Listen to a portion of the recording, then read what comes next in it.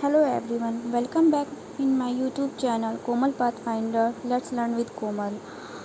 मैंने बहुत दिन बाद कम बैक किया है अपने चैनल पे। कुछ प्रॉब्लम आ गई थी बीच में, इसलिए मैं वीडियोस नहीं डाल पाई, नहीं बना पाई। थोड़ा मैं अपनी पढ़ाई में भी बिज़ी थी। तो आज मैंने आपके लिए ख़ास वीडियो बनाया है लाइफ प्रोसेस, जो कि आपके UP board, CBSE board, ICSE board, ICSE board आपके सब में चैप्टर्स होता है क्लास 10th में। ठीक है, तो हम पढ़ेंगे लाइफ प्रोसेस का इंट्रोडक्शन सबसे पहले। तो देखते हैं क्या है। Living being are the organism which shows all characteristics of life. Living organism जो भी है, जो भी लिविंग बीइंग्स हैं इस अर्थ पे, वो अपनी लाइफ का प्रोसेस शो करते हैं। उसमें उनकी ग्रोथ भी होती है, मूवमेंट भी होते हैं, रिप्रोडक्शन भी होता है, रेस्पायरेशन भी होता है, काफ़ी सारे प्रोसेस इंक्लूड होते हैं। तो ये एक हमारा लाइफ प्रोसेस है जो कि लाइफ प्रोसेस में ही आता है, लिविंग ऑर्गेनिज्म में इंक्लूड होता है। तो जैसे कहते हैं, अगर हमें लाइफ प्रोसेस को डिफाइन करना है, तो various functions carried out by living beings which are necessary to maintain and continue life are called life process. तो लाइफ प्रोसेस को अगर हमें डिफाइन करना है तो हम यही कहेंगे कि लाइफ प्रोसेस का ऐसे ऐसे फंक्शंस जो कि लिविंग बीइंग्स में होते हैं, जो कि ज़रूरी हैं उनको मेंटेन करने के लिए, उनकी लाइफ को कंटिन्यू करने के लिए। जैसे कि कुछ प्रोसेस हो गए, nutrition, respiration, transportation, excretion, movement and reproduction. तो हम बात करते हैं सबसे पहले न्यूट्रिशन की।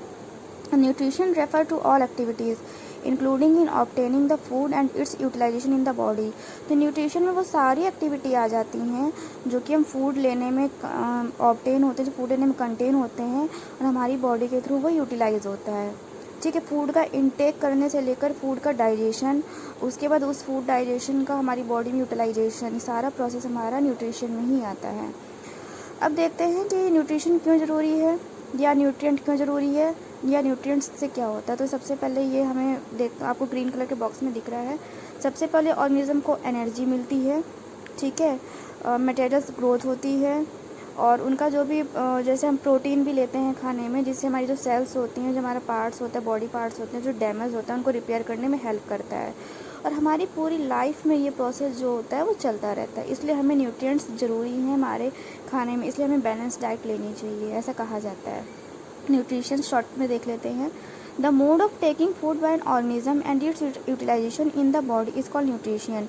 यानी खाना खाने का तरीका, जो मोड है, और फिर उसको यूटिलाइज़ करना, बॉडी कैसे यूटिलाइज़ करती है, उसको न्यूट्रिशन कहते हैं। Modes of nutrition, there are two main mode of nutrition in living organism.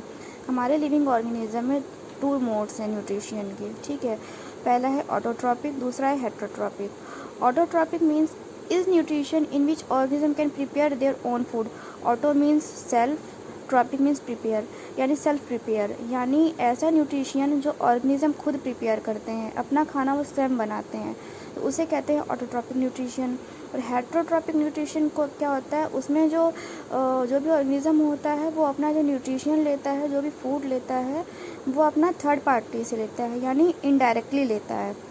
वो अपना खाना डायरेक्टली नहीं बनाता, वो अपना खाना इनडायरेक्टली इनडायरेक्टली उसको प्लांट से मिलता है। जैसे उसमें ह्यूमन बींग्स हो गए, एनिमल्स हो गए। वो एनिमल्स और ह्यूमन बींग्स क्या होता है, अपना खाना खुद बनाते हैं नहीं, उनको कहीं ना कहीं से खाना मिलता है, जैसे प्लांट से मिलता है कहीं ना कहीं से। ठीक है, जैसा कि मैंने बता दिया, auto means self, trophos mean feed यानी सेल्फ फीड, और hetero means obtain energy through intake and digestion of organic substances, animal और प्लांट टिश्यूज़ में होता है। ऑटोट्रॉप्स में क्या होता है, use simple inorganic substance. Autotrophics में क्या होता है, जो भी अपना जो खाना खुद बनाते हैं, सेल्फ मेड करते हैं, उसमें उनको लाइट एनर्जी या इनऑर्गेनिक सब्सटेंस की ज़रूरत होती है, जैसे फोटोसिंथेसिस हो गया, और कुछ केमिकल प्रोसेस होते हैं फूड को बनाने के लिए। तो बेसिकली हम ये कह सकते हैं कि जो ऑटोट्रॉपिक होता है वो ग्रीन प्लांट्स में होता है, और जो हेटेरोट्रॉपिक्स होता है वो आपका एनिमल हो गया, कुछ प्लांट टिश्यूज़ हो गए, ह्यूमन बींग्स हो गए, और कुछ पैरासाइट्स हो गए। मैं आगे बताऊंगी कि ऑटोट्रॉप में और हेटेरोट्रॉप में ये चीज़ें क्या होती हैं। ठीक है, तो जैसे हेटेरोट्रॉप में भी 3 पार्ट होते हैं। हेटेरोट्रॉप का जो न्यूट्रिशन होता है वो 3 टाइप का होता है, आपका सेप्रोफाइटिक, होलोजोइक एंड पैरासाइटिक। तो इसको डिस्क्राइब कर लेते हैं अच्छे से। सबसे पहले पढ़ते हैं होलोजोइक न्यूट्रिशन क्या होता है। ये हेटेरोट्रॉपिक के ही 3 पार्ट हैं। तो होलोजोइक न्यूट्रिशन में क्या होता है, the organism feed by ingesting solid organic matter which is the digested and absorbed into their bodies। तो इसमें क्या होता है, ह्यूमन हो गए, एनिमल्स हो गए, इंसेक्टिवाइड्स प्लांट्स हो गए। होलोजोइक न्यूट्रिशन में क्या होता है, जो ह्यूमन बीइंग होते हैं या जो प्लांट्स होते हैं वे कॉम्प्लेक्स फूड लेते हैं। कॉम्प्लेक्स फूड यानी उसमें सारी चीज़ें डेवलप मिली होती हैं और उसके बाद उसका एक इनटेक प्रोसेस होता है, फिर डाइजेशन प्रोसेस होता है, उसके बाद सारे प्रोसेस होते हैं। ठीक है, हमारी बॉडी में जाने के बाद वो एब्जॉर्ब होता है, उसके बाद वो एनर्जी के फॉर्म में यूज़ किया जाता है। सेप्रोफाइटिक में क्या होता है, सेप्रोफाइट्स होते हैं feed on dead and decaying material. तो सेप्रोफाइट मतलब जो ऐसा कोई ऑर्गेनिज्म, ऐसे ऑर्गेनल जो कि डेड एंड डिके रॉटन मटेरियल्स लेते हैं। ठीक है, यानी जो ख़राब चीज़ों पे जो ख़राब खाना खाते हैं। ठीक है, तो जैसे कि फंगस हो गई, अब इसमें हम ये कह सकते हैं जैसे जो खाना होता है वो ख़राब हो जाता है, उस पर फंगस लग जाती है। ठीक है, तो उस पर बैक्टीरिया भी आता है, फंगई भी आता है, जो कि अपना खाना कहाँ से लेते हैं, ख़राब खाने से, तो डेड एंड डिके रॉटन मटेरियल्स लेते हैं। पैरासाइटिक, पैरासाइटिक ऐसे होते हैं जो लिविंग ऑर्गेनिज्म पे डिपेंड होते हैं, जो अपना न्यूट्रिएंट कहाँ से लेते हैं, किसी लिविंग बॉडी से लेते हैं या किसी बॉडी पे होस्ट बन के रहते हैं। ठीक है, जैसे फ्लीज हो गया, लाइस हो गया, टेपवर्म हो गए।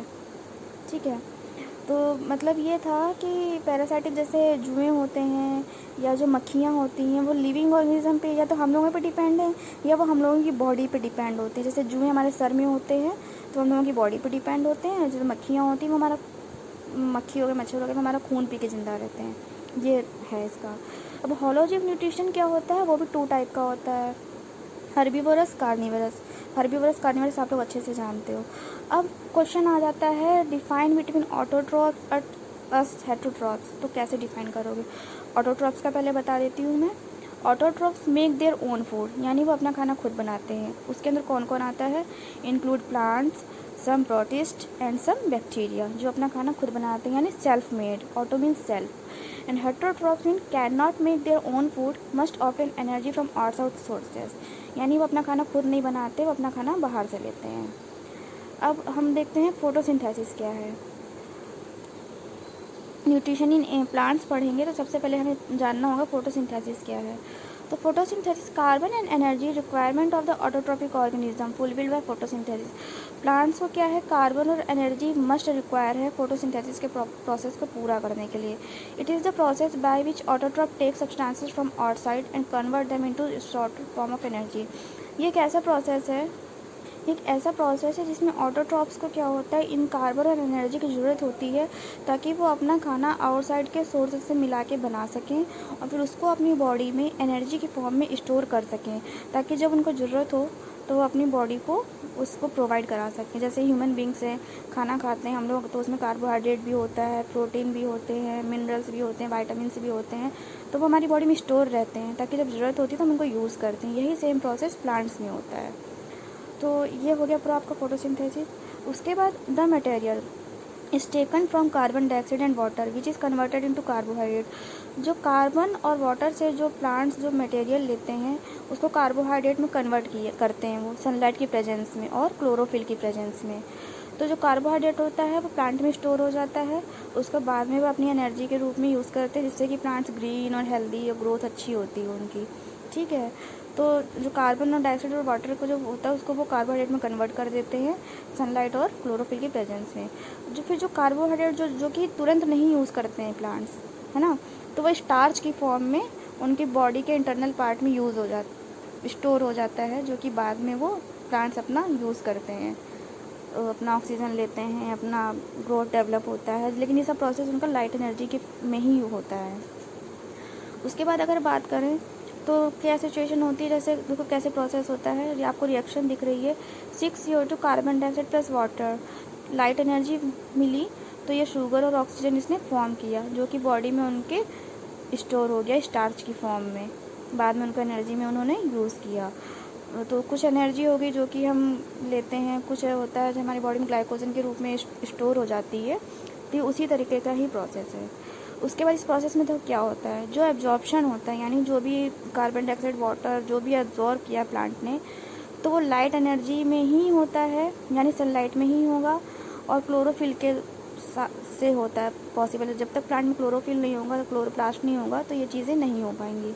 फिर conservation of light energy to chemical energy and splitting of water molecule into hydrogen and oxygen.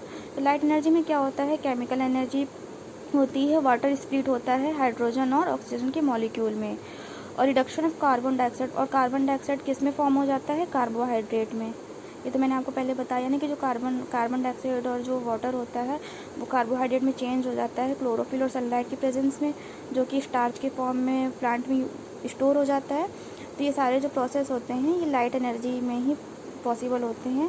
कुछ लाइट रिएक्शंस, कुछ केमिकल रिएक्शंस होते हैं, जिससे कि जो वाटर होता है वो हाइड्रोजन और ऑक्सीजन के मॉलिक्यूल में स्प्लिट हो जाता है, जो कार्बन डाइऑक्साइड होता है वो आपका कार्बोहाइड्रेट में चेंज हो जाता है। अब आपको ये पता है क्लोरोप्लास्ट क्या होता है? ये तो आप लोग बचपन से पढ़ते आ रहे हो, बचपन से क्या मतलब 6th-7th स्टैंडर्ड से पढ़ रहे हो। एक बार फिर से क्रॉस चेक कर लेते हैं, पढ़ लेते हैं।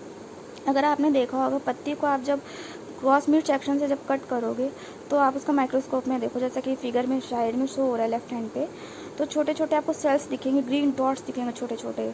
और जब ग्रीन डॉट्स होते हैं ना छोटे छोटे से, उन्हें सेल ऑर्गेनेल्स बोलते हैं, उन्हें ही क्लोरोप्लास्ट बोलते हैं। आपको छोटे छोटे डॉट्स दिखेंगे, कभी आप डिसेक्शन करके देखना घर पे, बहुत मज़ा आता है। बायो में यही एक फ़ायदा है कि आपको चीज़ें मिल जाती हैं और आपको एक्सपेरिमेंट करने को मिलते हैं नए नए, और आपको चीज़ें पता चलती हैं। तो आप देखना पत्ती को तोड़ के, कभी आपको आपके स्कूल में माइक्रोस्कोप मिले तो उसमें आप डिटेक्ट करना उसको, तो छोटे छोटे डॉट्स दिखेंगे, सेल ऑर्गेनेल्स, उन्हें ही हम क्लोरोप्लास्ट बोलते हैं। अब आपको पता है स्टोमेटा क्या होता है? प्लांट्स का एक बहुत ही मेन पार्ट है। स्टोमेटा क्या है? वो प्लांट्स की लीफ की सरफेस पे ही मिलेगा, आपको फिगर में जैसे दिख रहा है। तो इसमें क्या होता है? गैसियस एक्सचेंज होता है। जब मैं आपको आगे चैप्टर पढ़ाऊँगी ट्रांसपीरेशन, तो उसमें मैं आपको ये चीज़ बताऊंगी डिटेल में कि स्टोमेटा क्या होता है। तो इसमें क्या होता है? छोटे छोटे पोर्स होते हैं। जब फोटोसिंथेसिस प्रोसेस हो रहा होता है ना, तो ये पोर्स ओपन हो जाते हैं, और जो हमारा फोटोसिंथेसिस प्रोसेस होता है वो टेक प्लेस करता है। और ये जो स्टोमेटा होता है इसमें opening cells and closing cells होते हैं, यानी क्लोज होना, ओपन होना। तो ये गार्ड सेल्स की तरीके काम करता है प्लांट लीफ में। The guard cells swells when water flows into them. Guard cells क्या होते हैं? ओपन हो जाते हैं, फूल जाते हैं जब उनमें पानी भर जाता है। जब हम पानी उसमें देते हैं पेड़ों को, तो उसमें जब पानी भरता है तो गार्ड सेल्स फूल जाते हैं, जिससे क्या होता है? स्टोमेटा पोर्स ओपन हो जाते हैं। और फिर उसके बाद क्या होता है? जब पानी निकल जाता है, पूरे बॉडी को, प्लांट की बॉडी को पानी मिल जाता है, तो गार्ड सेल्स अपने आप क्लोज हो जाते हैं, यानी श्रिंक हो जाते हैं। तो ये गार्ड सेल्स का काम ही है opening and closing the pores of leaves and provide water in very evidence amount, यानी आपको एक सही मात्रा में पानी देना प्लांट को। गार्ड सेल्स का यही काम है कि वो स्टोमेटा के पोर्स को, लीफ को ओपन करना, क्लोज करना। अब ये देखते हैं कि कौन कौन से रॉ मटेरियल्स होते हैं जो कि प्लांट लेता है अपनी ज़रूरतों को पूरा करने के लिए। ठीक है, तो organism need other raw materials for building their body. ठीक है, ऑर्गेनिज्म को कुछ ना कुछ रॉ मटेरियल्स चाहिए होते हैं अपनी बॉडी को डेवलप करने के लिए, वैसे ही प्लांट्स को चाहिए। ठीक है, तो प्लांट्स अपने रॉ मटेरियल्स कहाँ से लेते हैं? एक तो उनको फोटोसिंथेसिस से मिल गया, पूरा कार्बोहाइड्रेट लाइट एनर्जी के प्रोसेस में मिल गया, कार्बन डाइऑक्साइड मिल गया, वाटर मिल गया, बाकी उनको सॉइल मिल गई, फॉस्फोरस, ये सब उनको सॉइल से मिलता है, फॉस्फोरस, नाइट्रोजन वगैरह। ठीक है, अब ये पढ़ते हैं कि फोटोसिंथेसिस जो होता है उसमें कौन कौन से 3 मेजर स्टेप्स होते हैं। तो आपका सबसे पहला step absorption of sunlight energy by chlorophyll. तो सबसे पहले क्या होता है? जो सनलाइट एनर्जी होती है ना, वो क्लोरोफिल की प्रेजेंस में वो एब्जॉर्ब करते हैं। दूसरा, वो लाइट एनर्जी को केमिकल एनर्जी में कन्वर्ट करते हैं, और वाटर और हाइड्रोजन मॉलिक्यूल को वो किस में तोड़ते हैं? वाटर को किस में स्प्लिट करते हैं? हाइड्रोजन और ऑक्सीजन मॉलिक्यूल में, जो लाइट एनर्जी के प्रोसेस में। थर्ड में क्या होता है? Reduction of carbon dioxide. तो और कार्बन डाइऑक्साइड क्या होता है? रिडक्ट होता है, यानी कम होता है। फिर उस और हाइड्रोजन और कार्बोहाइड्रेट में वो कन्वर्ट हो जाता है, और उसके बाद क्या होता है? वो केमिकल एनर्जी के फॉर्म में पूरे प्लांट में यूज़ होता है। क्या क्या कंडीशंस चाहिए प्लांट को फोटोसिंथेसिस के लिए? बहुत ज़रूरी टॉपिक है, बहुत ज़रूरी इंपॉर्टेंट पॉइंट है। पहला sunlight, chlorophyll, carbon dioxide and water. ये कुछ 4 मेजर थिंग्स हैं, बहुत इंपॉर्टेंट पॉइंट है ये, कि सब फोटोसिंथेसिस के लिए कौन से 4 मेजर स्टेप्स होने चाहिए, 4 चीज़ें होनी चाहिए ज़रूरी। तो आपको मैंने बता दिया है। ठीक है, अब उसमें एक इम्पॉर्टेंट पॉइंट है, आप स्टार बना के इसको नोट कर लेना। Green leaves make starch as a food. Starch give a blue black colour with iodine solution. तो जो ग्रीन लीव्स होती हैं वे स्टार्च, जो उनमें जो आपका जो कार्बोहाइड्रेट पहले बताया था ना, कि जो कार्बोहाइड्रेट होता है प्लांट जो बनाते हैं, वो स्टार्च के फॉर्म में अपने बॉडी में स्टोर कर लेते हैं ताकि वो उनको बाद में यूज़ कर सकें। तो जो स्टार्च होता है वो ब्लू ब्लैक कलर देता है जब हम उस पर आयोडीन सॉल्यूशन डालते हैं या जब हम कोई एक्सपेरिमेंट करते हैं। तो एक बहुत ही इंपॉर्टेंट पॉइंट है, आप इसको स्टार बना के नोट कर लो। उसके बाद फोटोसिंथेसिस के लिए रॉ मटेरियल कौन कौन से चाहिए, तो आपको 2 मेन रॉ मटेरियल्स हैं, कार्बन डाइऑक्साइड एंड वाटर। तो सनलाइट है वो तो आपके यूज़ के लिए है ही, ठीक है। फिर आगे हम एक एक्टिविटी करते हैं कि जिसमें आपको ये बताना है कि जैसे मैंने पहले बताया ना कि जो स्टार्च होता है वो ब्लू ब्लैक कलर देता है आयोडीन डालने पे। तो एक छोटा सा एक्सपेरिमेंट है, इसमें क्या करते हैं, इसमें आपको ये भी पता चल जाएगा कि सनलाइट जो है वो फोटोसिंथेसिस के लिए ज़रूरी है, और आपको ये भी पता चल जाएगा कि जो स्टार्च है वो ब्लू ब्लैक कलर देता है आयोडीन सॉल्यूशन डालने पे।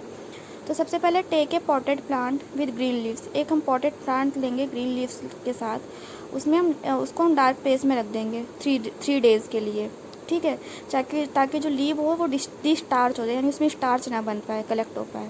फिर एक पतली सी स्ट्रिप लेंगे एल्यूमिनियम फॉयल की and wrap it in the centre of 1 leaf on the both side.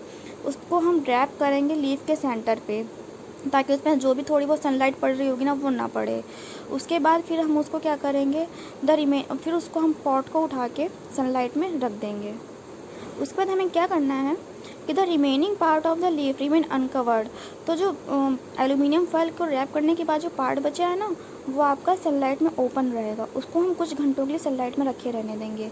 फिर हम शाम के टाइम क्या करेंगे कि हम जो लीफ हमने ली है ना उसको हम तोड़ देंगे धीरे से, ठीक है, और फिर हम उससे एल्यूमिनियम फॉयल को निकाल देंगे। तो हम क्या देखेंगे कि उसका जो ग्रीन कलर है ना वो निकल जाएगा थोड़ा बहुत लीफ का। हम लीफ और जो बाकी जो थोड़ा बहुत ग्रीन कलर होगा उसको हम लीफ का ग्रीन कलर निकालने के लिए हम उसको अल्कोहल वाले वाटर में थोड़ी देर उसको डिप कर देंगे। तो इससे क्या होगा, जो उसका क्लोरोफिल होगा, जो ग्रीन कलर होगा वो उसका रिमूव हो जाएगा। उसके बाद जो लीफ जो ग्रीन कलर से जो रिमूव हो गई है ना, ग्रीन कलर रिमूव हो गया तो डीकलराइज हो गई है, फिर उसको हम क्या करेंगे, उसमें कोई भी क्लोरोफिल नहीं बचा होगा, फिर उसको हम उसके ऊपर आयोडीन सॉल्यूशन डालेंगे थोड़ा सा, तो हम देखेंगे कि जो लीफ है उसने अपना कलर चेंज किया है, ठीक है। तो जैसे मैंने पहले बताया कि स्टार्च अगर प्रेजेंट है लीफ में तो उससे वो ब्लू ब्लैक कलर में वो कन्वर्ट हो जाता है। तो एक्सपेरिमेंट करने के बाद हमें क्या ऑब्जर्वेशन मिला, देखो, on adding iodine solution covered part of the leaf does not turn blue black. तो जो लीफ का जो कवर्ड पार्ट था वो ब्लू ब्लैक में कन्वर्ट नहीं हुआ। तो इसका मतलब ये था कि लीफ के बीच में स्टार्च प्रेजेंट है, लेकिन जो अनकवर्ड पार्ट था लीफ का वो ब्लू ब्लैक उसने जो है ब्लू ब्लैक कलर हो गया। तो showing the starch is present in the part of the leaf. तो ये थोड़ा आपका प्रोसेस था, इससे हमें पता चलता है कि जो सनलाइट है वो फोटोसिंथेसिस के प्रोसेस के लिए बहुत ज़रूरी है। क्योंकि अब ये देखो, अगर इंटरफेरेंस पढ़े तो since the part of the leaf which was covered and hidden from sunlight does not contain starch. जो पार्ट ढका हुआ था जिसको सनलाइट नहीं मिली उसमें स्टार्च नहीं था, और जो कि खुला हुआ पार्ट था उसमें स्टार्च था। तो इसका मतलब अगर प्लांट्स को अपना खाना बनाना है, प्लांट्स को अगर ग्रोथ रहनी है तो उनको थोड़ी बहुत सनलाइट ज़रूरी है। अब हम आगे पढ़ते हैं न्यूट्रिशन इन एनिमल्स। तो सबसे पहले हम इसमें बात करेंगे अमीबा के बारे में कि इसमें कैसे प्रोसेस होता है। तो आप अमीबा के बारे में आप सबने अपने लास्ट क्लासेस में पढ़ा होगा, लास्ट सेमेस्टर में पढ़ा होगा कि अमीबा क्या है, कैसे उसका स्ट्रक्चर होता है। उसमें एक सबसे ज़रूरी चीज़ है सीडोपोडिया। तो सीडोपोडिया क्या होता है, उसे हम फाल्स फूड भी कहते हैं, फाल्स फ्रूट भी कहते हैं, जो कि जब उसके पास फूड पार्टिकल आता है तो वो उन्हें ओपन कर लेता है, वरना वो उन्हें अपना क्या करता है, हाइड करके रखता है। अमीबा में न्यूक्लियस होता है। सबसे पहले अमीबा में 5 प्रोसेस होते हैं, ठीक है। सबसे पहला हो गया इंजेशन, उसके बाद हो गया डाइजेशन, उसके बाद एसिमिलेशन, उसके बाद इजेशन। तो सबसे पहले आपका जो अमीबा होता है जब उसके पास फूड पार्टिकल आता है तो वो उसे देखता है, उसे अपनी सीडोपोडिया ओपन करके कैप्चर करता है, ठीक है। आगे मैं आपने फिगर अच्छे से देख लिया है तो आप प्रोसेस को यहाँ मैं डिस्क्राइब कर रही हूँ, आप नोट्स में पढ़ लो। सबसे पहला प्रोसेस हो गया इंजेशन। तो amoeba ingest food with the help of its finger like extension called pseudopodia. तो जो अमीबा होता है जब उसके पास फूड पार्टिकल आता है, जब उसे देखता है तो उसके एक फिंगर लाइक एक्सटेंशंस होते हैं जिन्हें हम सीडोपोडिया बोलते हैं। तो जब फूड पार्टिकल्स अमीबा के पास में आता है तो जो सीडोपोडिया होते हैं वो अपना फूड को कैप्चर करके उसे अमीबा के फूड वैक्यूल्स में ट्रांसफ़र कर देते हैं, यानी अमीबा के अंदर फूड वैक्यूल पाया जाता है, उसके अंदर वो फूड ट्रांसफ़र हो जाता है। उसके बाद सेकंड प्रोसेस होता है डाइजेशन का। तो अमीबा में कुछ एंजाइम्स होते हैं, various enzymes from the cytoplasm enter into the food vacuole and break them down into simpler soluble molecules. तो तो फूड वैक्यूल में कुछ साइटोप्लाज्म होते हैं जो कि फूड वैक्यूल्स के अंदर ट्रांसफ़र होते हैं, चले जाते हैं और फूड को क्या होता है ब्रेक कर देते हैं एक बहुत ही सिंपल सॉल्यूबल मॉलिक्यूल में, ताकि अमीबा क्या कर सके, उन्हें पचा सके। उसके बाद प्रोसेस होता है एब्जॉर्प्शन का। तो जो सिंपल सॉल्यूबल फूड होता है वो साइटोप्लाज्म के द्वारा एब्जॉर्ब हो जाता है। उसके बाद फिर जो अमीबा होता है वो उसको फूड को जो एनर्जी के फॉर्म में जो लेना होता है वो ले लेता है, पूरी बॉडी में यूज़ हो जाता है। उसके बाद वो डिफ्यूज़ हो जाता है जो फूड होता है, वेस्ट फूड। उसके बाद होता है एसिमिलेशन प्रोसेस। एसिमिलेशन प्रोसेस में क्या होता है, जो अमीबा होता है वो अमीबा की जो सेल्स होती हैं अमीबा के अंदर, तो amoeba cells obtain energy from the absorb food through respiration. तो जो भी फूड होता है वो एब्जॉर्ब हो जाता है रेस्पिरेशन के थ्रू। उसके बाद this energy is utilise by amoeba. उसके बाद जो एनर्जी होती है वो किस में यूज़ होती है, अमीबा की ग्रोथ के लिए और बॉडी की रिपेयर के लिए। उसके बाद प्रोसेस आता है इजेशन का। तो when a considerable amount of undigested food gets collected inside amoeba, तो जो भी वेस्ट मटेरियल होता है, जो भी ज़रूरत नहीं है अमीबा को, तो वो कलेक्ट हो जाता है। फिर उसको अमीबा के अंदर जो कलेक्ट हो जाता है, उसके बाद वो उसकी सेल मेम्ब्रेन्स क्या होती हैं, उसे अनडाइजेस्टेड फूड के फॉर्म में या वेस्ट मटेरियल के फॉर्म में उसको बॉडी के बाहर थ्रो कर देते। अब हम पढ़ेंगे न्यूट्रिशन इन पैरामीशियम। तो पैरामीशियम में क्या होता है, आपने अपनी पिछली क्लासों में पढ़ा होगा, एक स्लीपर लाइक स्ट्रक्चर होता है, इसमें सीलियास फॉर्म होते हैं जो कि किनारे किनारे हेयर लाइक स्ट्रक्चर बना होता है, तो उसे हम सीलिया कहते हैं। तो उससे क्या होता है, फूड पार्टिकल्स जब पास में आता है तो सीलिया उन्हें कैप्चर करके बॉडी में ट्रांसफ़र कर देता है और पूरी बॉडी में उसी से फूड जो होता है, फूड अपना प्रोसेस कंप्लीट होता है।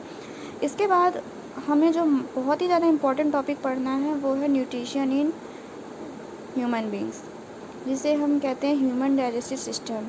तो मैं ये सोच रही हूँ कि मैंने आपको इतना जो पढ़ाया है आप इसको रिवाइज़ कर लो, रिव्यू कर लो, अच्छे से पढ़ लो। कोई प्रॉब्लम हो तो मुझे डीएम कर देना, मुझे कमेंट बॉक्स में बता देना।